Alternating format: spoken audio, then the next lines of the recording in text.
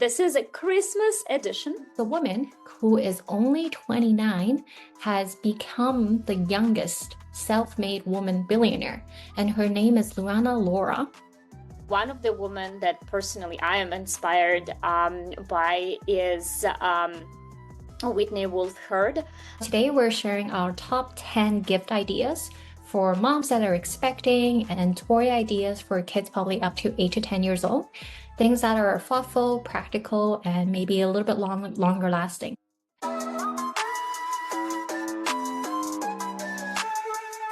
Welcome everyone to another episode of SaaSy Moms. This is a Christmas edition. That's why we are dressed up like that. My name is Anya. And I'm Wendy.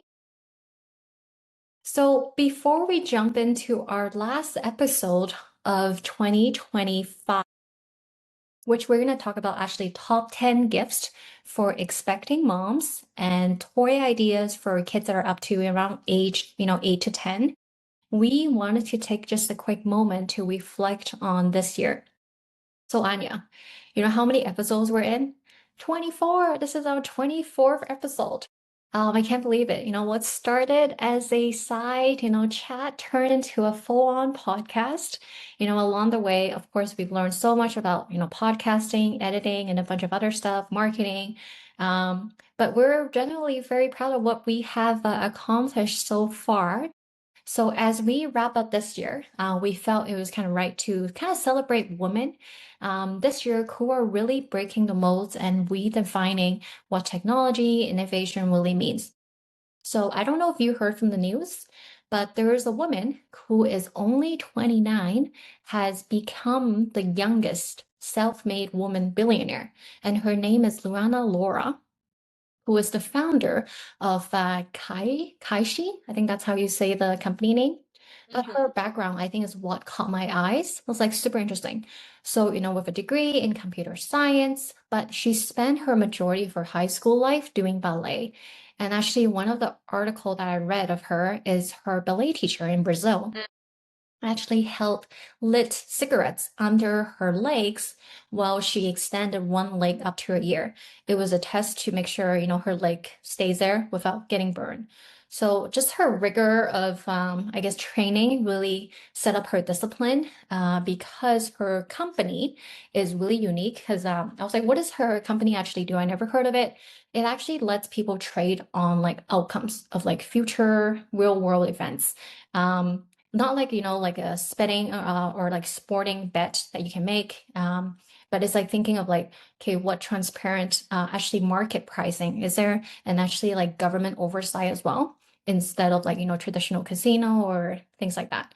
So, and I think what truly got my attention was I think she fought with the US government for many, many years to get this going. Well, yeah, like just super inspirational. And I think she is 29 years old. So I think she took the place of an earlier tech woman billionaire that made the headline. I think it was like April or June of this year. Was actually Lucy Gao. I don't know if you heard, but like she's 2 years older than Luana. She's age 31, but she actually co-founded an AI data company back when she was like 21. It's her retained equity in the company that earned her the status of billionaire this year. So yeah, just very inspirational. Many, self-made billionaire, that's women this year. So a lot to learn, I feel like, from these women. They're really, breaking the traditional paths, age under 30. So lots of, I guess, like inspirational stories we can learn from. But anyways, we're definitely not operating at that scale yet. We are not for sure, but we do read a lot about this woman because we want to be inspired and we want to, get maybe at least to the 10% of their successes. Actually, one of the women that personally I am inspired by is Whitney Wolfe Herd. She is the founder of Bumble. And I know like she is very well-known person, and I really hope we can get her onto our podcast one day. But definitely something that is interesting about her entire life is not only the fact that she was able to go, like to found to kind of become a founder of one of the most popular dating applications, but she really understands the user psychology. She really understood women's psychology. She really understood how, those dating apps are very much designed in order to, monetize through like men, which definitely makes, let's say, Tinder features and things like that more tailored towards them, while neglecting sometimes the safety of a woman. So understanding that, she just, she left the company, she started Bumble, and she literally gave women an ability to, design their own life.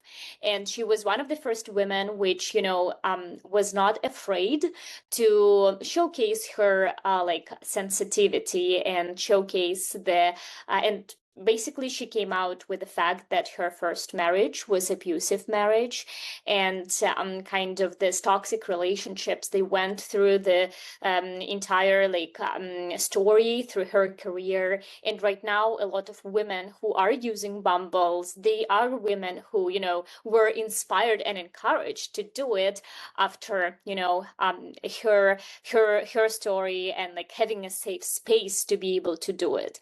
So yeah, I think in addition to just being like one of the most successful billionaires, she is also like this woman who just inspires many other women to increase their self-worth. And I'm inspired by her too, and this is Yeah. just yeah. Yeah, her story was super interesting too. I think if I got this right, she was also actually the co-founder of Tinder. And I think the Yes, founder of exactly. that Tinder kicked her out of the company, and then got her, kind of lit her up, and then she started Bumble. And I think she took that angle as like a woman to make, make women making the first move. And I think that's Yeah. really what set Bumble apart. So yeah, like just really taking what we even talk about as product marketing, product management, thinking that like what does the market need, and then going after that. So yeah, super inspirational. So yeah, so that's what we wanted to go over before we kind of kick into um, what we want to do today. Because as you know, this coming weekend, December 21st and 22nd, and probably leading up to December 24th, is officially the busiest time in the mall. Have you actually got all your presents, Anya? All your Christmas shopping done? I'm still recovering from my child's birthday, which was just a couple of days ago in December. So I didn't yet complete my birthday, but I definitely do wait for, the Cyber Monday deals. Yeah, yeah. So for me, I've done majority of my shopping, but there's a few more that I need to grab. So I'm bracing myself to go to the mall this weekend. I might even do just Amazon online shopping, to be honest, so I can like escape that. But anyways, for those who are in similar boat as us, haven't got fully all your gifts done, so we thought, why can't we just help you out a little bit? Because we have been, pregnant, we have little kids, so there are gifts, ideas that maybe you can take from what we have experienced. So then it can be, like a bit easier as you're doing some shopping. So today we're sharing our top 10 gift ideas for moms that are expecting, and toy ideas for kids probably up to 8 to 10 years old. Things that are thoughtful, practical, and maybe a little bit longer lasting. So let's get into it, Anya.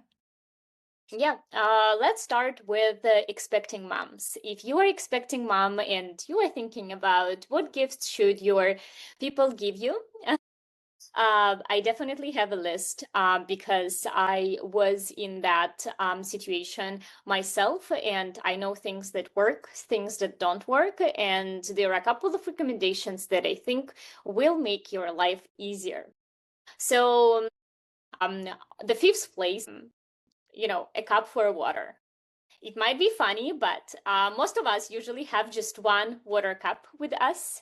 But once a baby is born, and if you're breastfeeding, you're actually very, very thirsty. So having a water cup in every room will significantly help you to just feel better. So I like that. I like that. Maybe even like a Stanley like tumbler or something that can keep your water cold if you like it cold and things like that, or your coffee warm because it does get cold because you forget about it and you're running around. So that's a good idea. absolutely. Well, it might be a joke, but honestly, like I was struggling with the fact that I constantly needed water. But let's say if I'm breastfeeding, I can't get up, so there Mm. was definitely a need to have like this water bottle or water cup in every single room. Oh well. Now, a candidate number 4, muslin cloths. So it's just like a cotton cloth for your baby. Um, Number one, it's useful for anything, and at any season. If it's summer, it will help to protect your baby from the sun. If you are in a winter, you can use it as an extra layer of comfort and like warmth for your baby. If you are breastfeeding, you can use it to cover the baby and your like breasts, and do it in public places, and no one will notice the breastfeeding. So this is something that I use a lot. And now, as my baby turns 1 year old, I still keep using them. So the more muslin cloths you have, the better. They're also very useful to for your baby to have a bath. Basically, you can cover your baby into muslin cloth, put in a bath, and then gently like rub it or even gently take it out, and it will be less stressful for your baby to take a bath. So this is idea number 4 for me. What do you think, Wendy? Yeah, no, those are super helpful, actually. I had so many of those actually. So then like yeah, because like I use them for like burping too. Like, doesn't get my clothes dirty, like put them on as I burp the baby, and then they have like, vomits or whatever it is, can easily wash them. So I had them like Exactly. all lying around everywhere. And it was like also good for like wrapping them as well. Eventually my baby got out of it, but I think in the initial stages it was helpful. So definitely. And then now even like I remember like even going into like 1 or 2 years, they use it as like a summer blanket, just like, Yeah, something exactly. easy. So definitely there's multi-usage for them and they're so easy to wash. And so, yeah, definitely. Yeah. Okay. Now, idea number 3, baby cocoon. So this is basically a little like a pillow designed specifically for a baby to be there. So my baby, like up until I think like 4 months or 5 months old, my baby was always in it. This was the best use to put baby anywhere. You can use it and put it in a stroller and your baby will sleep. It creates like a very comfy environment for them. I let my baby sleep inside of it up until he started turning because it's quite safe. Like your baby just lies on the back. Obviously, try to maintain, like, ensure safety. Again, once your baby starts turning, this is not the best kind of use. I think my baby enjoyed it. I have something similar, but it's not called a baby cocoon. But what I used was like the baby breastfeeding pillow. So Yes. those were super helpful for me just when I had, especially the twins. It's like I can put them both and then just feed them with the bottle or whatever it was. And they hold their head in position. So Mhm. eventually, I remember that all three of them were able to hold their bottle and be able to drink because of those pillow and like they're kind of rounded. So they're kind of safe without like moving around too much. So those really helped me a lot. Yeah, absolutely. I was thinking, is it a separate kind of theme or not? But I also loved this like a pillow, breastfeeding pillow. First of all, because you will can breastfeed by having your hands free, so you can sip a tea or you can have a snack or you can like work if you need to, as well as potentially, yeah, like you can use it once a baby starts moving, you can use them as a support to get the neck out too. So it's a good like exercise for them and like an easier way to get the head like up. Yes. Okay. Now idea number two, a stroller, or there is a big recommendation. Do look at the stroller's wheels, because actually myself and my friend, we both purchased strollers which have like a plastic wheels. And these plastic wheels are really not functional if the surface is not quite flat, because these plastic wheels, they're very, very loud. They make your baby feel every bump, which eventually will Oh. result in your baby sleeping not well. So if you're buying a stroller, again, there are like more expensive options. There are cheaper options. You can buy a lot of strollers through Facebook Marketplace, but please do look at the wheels. I was Mm. struggling with my plastic wheels for many, many months. Yeah, actually, I never even noticed that, but I think there's a difference between the ones that you can like run with. The one that you can run with have the bigger wheels in the back, and they're Yeah. definitely more stable. Because I never had one because I'm not a huge runner, but one of my friend Hmm. did, and it actually made a difference. And then the other thing I wanted to bring up is when I had my firstborn, I didn't know this was available, but they have these like system strollers. It's like basically a stroller with the car seat that are up to, I don't know, like 2 years old with the full like back ones. I actually don't recommend the ones that is like a full system because it's not very Hmm. scalable. But what I did with the twins, knowing a little bit more, is I bought this like more just like a stroller frame that can fit any type of car seats, and that was very useful for me. And I forgot what to call, but I can probably link it here. And I find that super helpful because it was more scalable versus I have like so many different versions of stroller and it's like just took up space. Well, I know. So actually, I already have three strollers for myself. Exactly. Exactly. And then like, obviously like car seats expire and like things like that. So it just like got out of hand. So I Yeah. appreciate that the kind of just the frame of the stroller and then you can like attach different things to it. So that was easy for me. And I forgot the name, but I will search it up and linked it here. All right, Okay. what's your Yeah, number we one will. now? Okay, and number one, which honestly is the best gift you can give to an expecting mom, is time. And I totally agree. it might be funny, but anything. More expensive versions can be just let her go on a spa by herself, or let her go into a retreat with girlfriends anywhere. A cheaper version, just come to their house and instead of just, sitting there and chatting, just help. I Yeah. don't know, maybe wash a couple of dishes so that you let this woman to, relax and just focus on breastfeeding. Maybe offer to do a laundry. Maybe just offer to make a tea or a little snack, or just come with some little groceries and prepare like a quick meal for the expecting person or a mom who just gave birth. But Yes. this is so valuable at this time, Yes. like, and can be very cheap. Yeah, I can't stress enough. Like one of my things that one of my friends did for me was she allowed me to take a shower Yeah. uninterrupted. And I remember being like so relaxed, like the best feeling ever. Like I think it was like 2 or 3 weeks in where I'm like I have like vomit everywhere and like my hair is tangled and things like that. Yeah, that was the best gift, to be honest. I love that. Help a mom to make a shower can be cheap, but it will be invaluable. You will Yes. be in the best books for Yes. this woman. Yes, I couldn't agree more. All right. So what do I have for kids? So as many of you guys know that is following this podcast, I have three kids. They range from 2 out of 5, and then now one is turning 9. Actually, just last week. So my guide is not really specific toys, but like categories things that they were very interested in during their different stages. And Hmm. they're pretty unisex. It's not really like girl or boy specific. And lots of these toys or things I found that lasted beyond their age and they are like still actively engaged with them.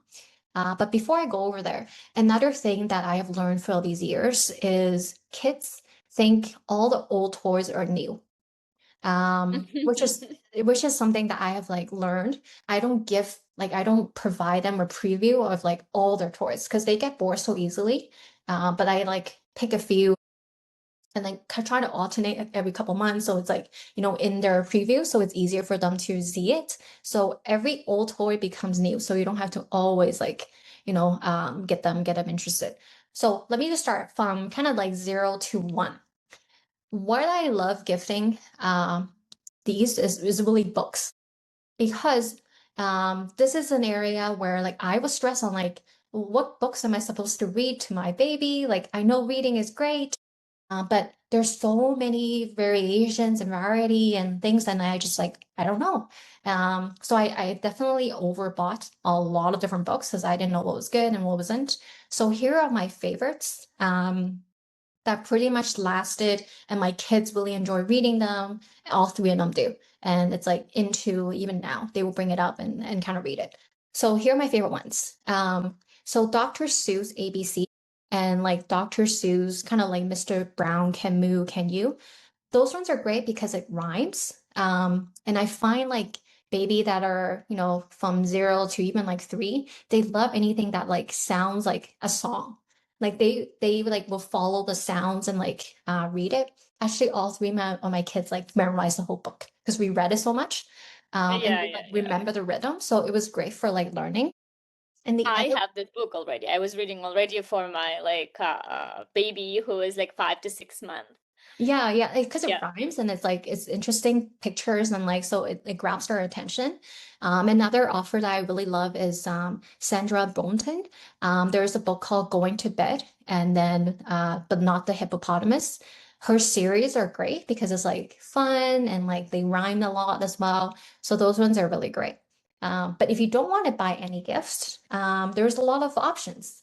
Just wrap up your remote control, for your TV. Anything that is like that is out of reach for them.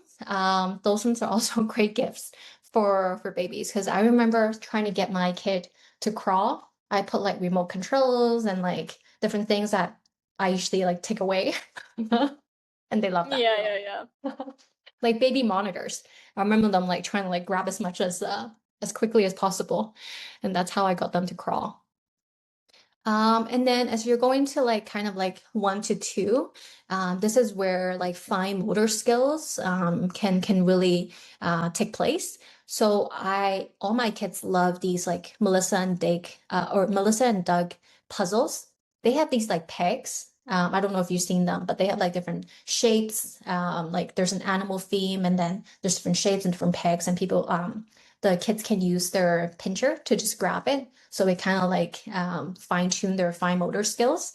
And I find those like my kids were really engaged when they were at that age, trying to practice those. So I highly recommend at least a few of those. There's like ABC ones, there's like picture ones, and it just gets them engaged. I'm pretty concentrated on doing those. So you at least have like, I don't know, 10-15 minutes breaks in between.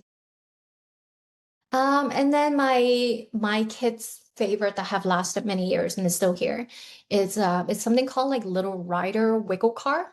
I don't know if you have seen those, Anya, but there's Mm-mm. no battery needed. You just need to like move the steering wheel to the direction you need to go, and it kind of like goes in that direction pretty quickly. Mm-hmm. You don't use your feet or anything to move in that direction, and they all loved it. So yeah, so that's a gift I would recommend during around like 2 to 3 when they're a little bit more mobile and they want to move around, and it lasted for many, many years.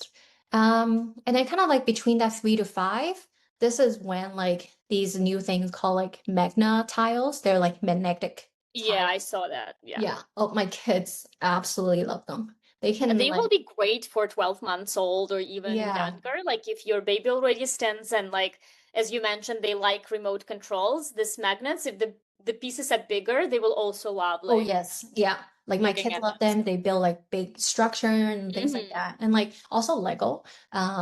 I don't like my oldest now, it's like he loves those like, boxes ones where there's like themed. But when he was younger, like he was great with this big tub of Lego and he created a bunch of stuff. And it was same as my kids.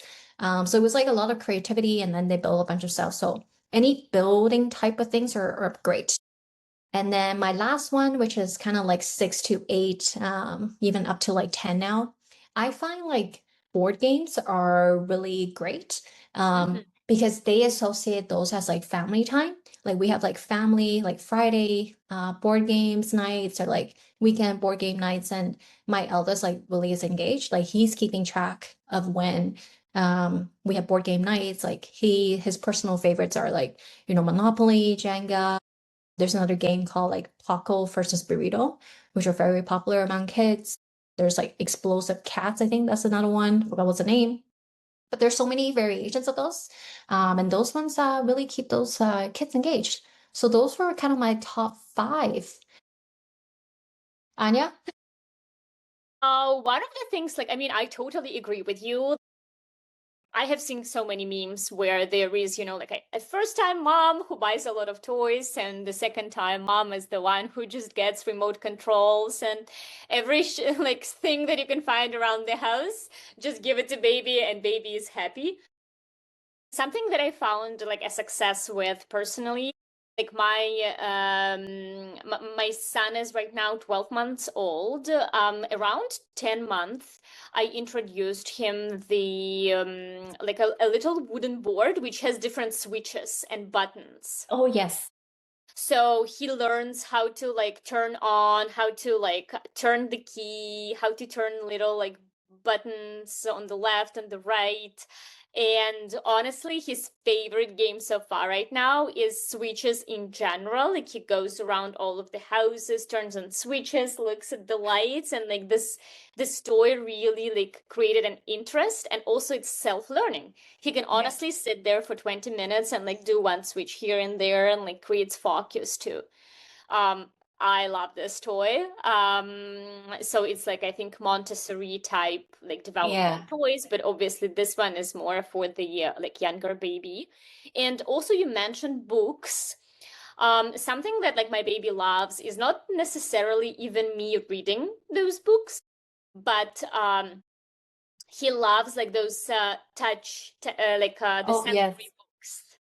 So ensure to buy the books who are cartons, because they are like have thick pages that are turning very well. And then those around I think the age of 8 months, like my son started like really recognizing those sensory areas and loved touching them. So that's some he also can stay and just like look at the book for hours, basically.